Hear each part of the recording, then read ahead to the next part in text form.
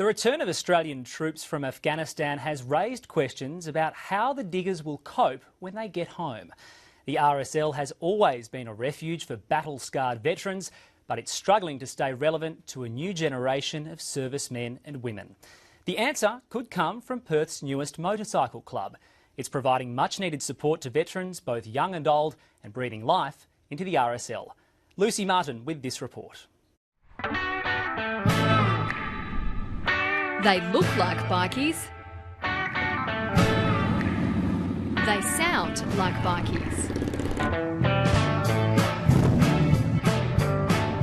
But this is not some band of motorcycle outlaws. Doc, you home, brother? How are you, mate? How are you? Good to see you, You too. Brother, how are you, mate? Good, mate.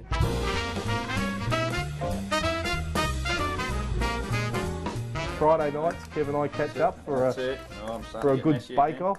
These men and women are members of a military motorcycle club known as the Military Brotherhood.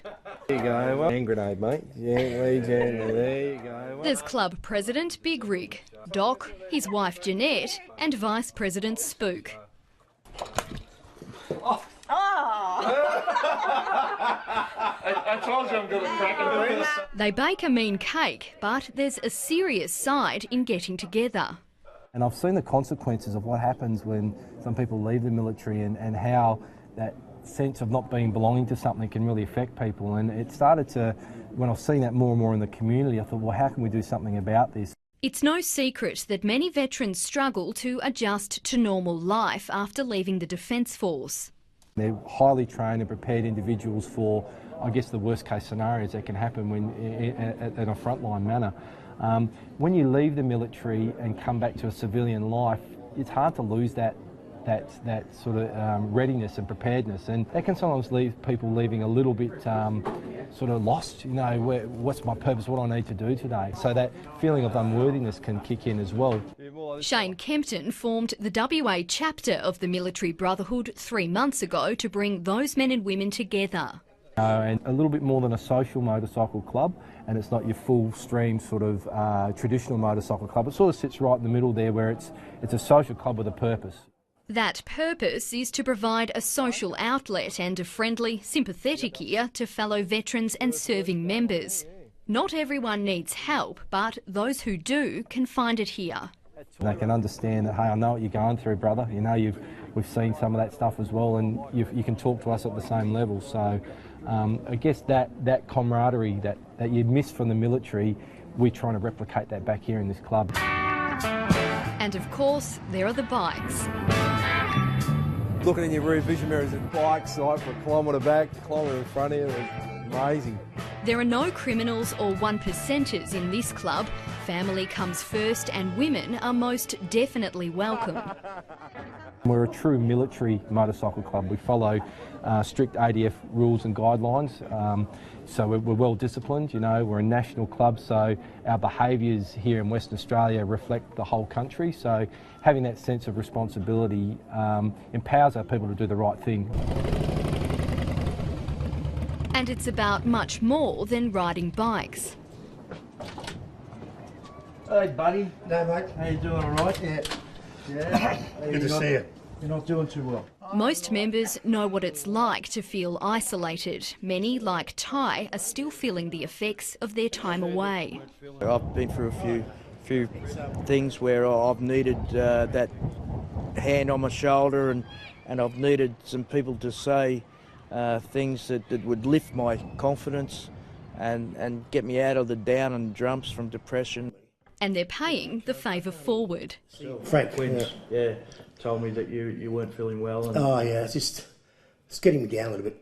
Members are about to receive formal welfare and advocacy training through the Federal Department of Veterans Affairs.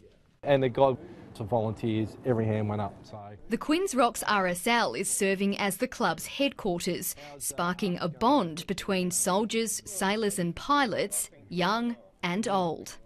They're bringing in new ideas, they're going out doing visits to infirmed persons, so they can actually outreach a lot further than we can, especially with the bikes. The Brotherhood's arrival comes at a challenging time for the RSL, which is struggling to attract younger members. We're trying to come in to the 21st century, but we need the younger blood, and these are the guys that can attract it. Frank Baldry is convinced the group can bolster the RSL's membership base and play a significant role for the next generation of veterans. When Afghanistan packs up, there's going to be a lot of mess coming back from there. What they've gone through, we don't know our age, but they do. They've been there, they've done it. And now we've got these guys on board. It's brilliant because they can say, right, you've got a problem, I've got a problem, we've got the same problems, let's talk about it. The young vets say they've got just as much to learn. Who's going to know more about what our young veterans are going through than our more experienced veterans, particularly our Vietnam veterans that had a terrible time when they returned, you know, and the support wasn't there for them. They've gone through that period and found ways to cope, and they can pass on some really good wisdom and advice to our younger vets coming through. And they might even pick up a few new members. Membership is open to current or ex-serving members of the Defence Force and their friends and family. Shane Kempton says the focus is on quality over quantity.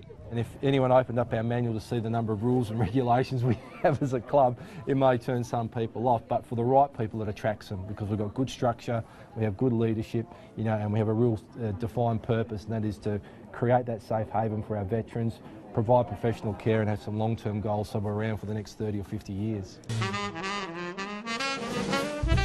For now, they're flat out baking. I'm not quite sure. No, I was going to try a bit more. Well, what's your opinion? I reckon a second opinion. Maybe a third opinion, just in case. No, that's beautiful. These Christmas cakes will be delivered to war veterans around Perth next month. The cake comes with a side of company, the chance to chat to someone who can relate. For Ty and many other members, being part of the Brotherhood is a form of therapy in itself. I've got a reason and a cause to move on, and in the long run, I'm helping other people, but in the long run, I'm helping myself.